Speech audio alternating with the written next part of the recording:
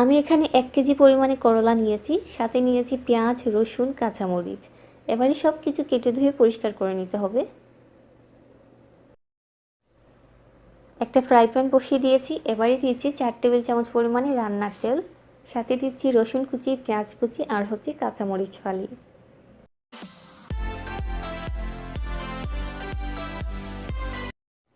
পেঁয়াজ রসুনটা মোটামুটি ভাজা হয়ে গেছে, এ পর্যায়ে দিচ্ছি হাফ চা চামচ পরিমাণে হলুদের গুঁড়া আর স্বাদ মতো লবণ।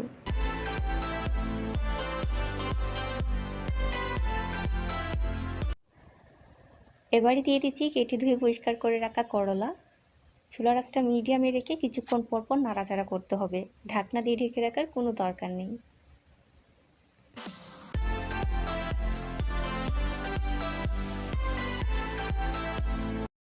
ফিরে এসেছি 5 মিনিট পর, তো দেখতেই পাচ্ছেন মোটামুটি সেদ্ধ হয়ে গেছে আর চুলার আঁচটা কিন্তু আমি মিডিয়ামে রেখেছি। আবারও নাড়াচাড়া করে দিচ্ছি।